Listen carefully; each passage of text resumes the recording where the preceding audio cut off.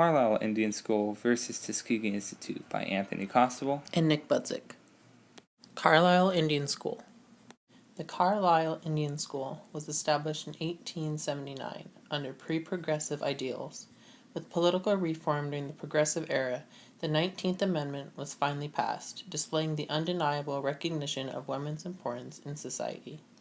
Prior to, however, women were going to school, and this was taken and applied to the Native Americans sent to Carlisle Indian School, where both boys and girls were educated. Progressivism's foundation was reform and the betterment of society and people. The school was primarily the first of its kind, a place to change a savage into a civilized gentleman or lady with the education and career paths. The American supporters of native assimilation wanted their neighbors to be given an education because, like in American society, any and all problems could be solved by giving a higher learning.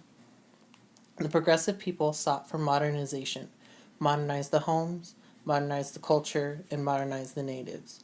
The founder of Carlisle Indian School, with support and money from the government, set up the school and began the nationwide Native American Assimilation Project. Carlisle students marched in every presidential inaugural parade up until its closing.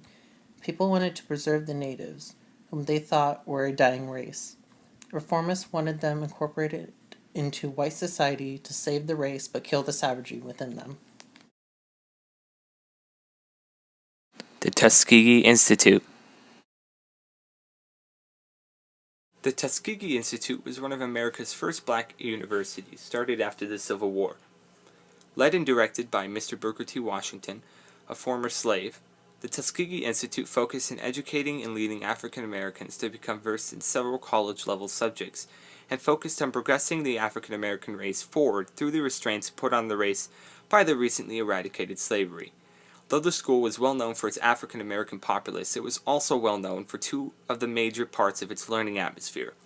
The first being that the school allowed females to be part of the student body, which was a practice that helped to spread and support the suffrage movement, and the second being that instead of only teaching textbook education, the school taught classes on career skills such as farming, carpentry, sewing, metalworks, and other beneficial skills.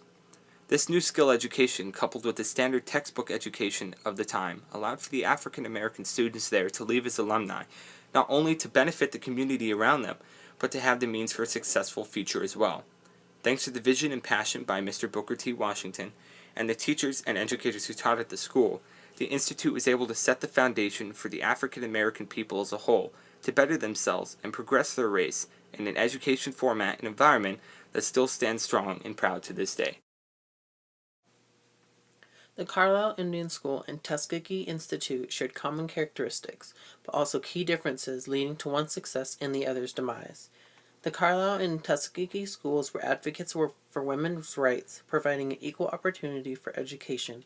The overall goal for the schools was to incorporate and assimilate their students into progressive society, despite the students of both schools' racial minority status.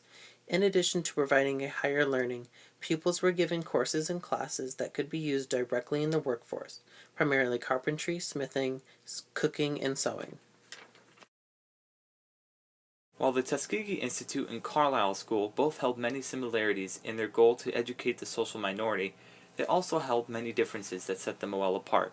Some of the major differences were in regards to the student body. The Tuskegee Institute student body was composed of willing African Americans who chose to attend the school. This differed from the Carlisle School, whose body was composed of students who were forced into the school. Aside from the willingness of the students' bodies, the age gaps in which each school focused on were much different. The Tuskegee Institute focused on adult-age students, while Carlisle focused primarily on children of young age. Though the major and most prominent difference between the schools was the amount of time each remained open. Carlisle School was shut down 39 years after its opening in 1879, ending its short history, while the Tuskegee Institute remains open today and is regarded as a prestigious university. While both Carlisle School and the Tuskegee Institute were monumental progressives for their races, the school with the largest impact on American history is very evident. While Carlisle School was instrumental in Indian assimilation, the Tuskegee Institute has had an overwhelming, positive effect on African Americans for many generations.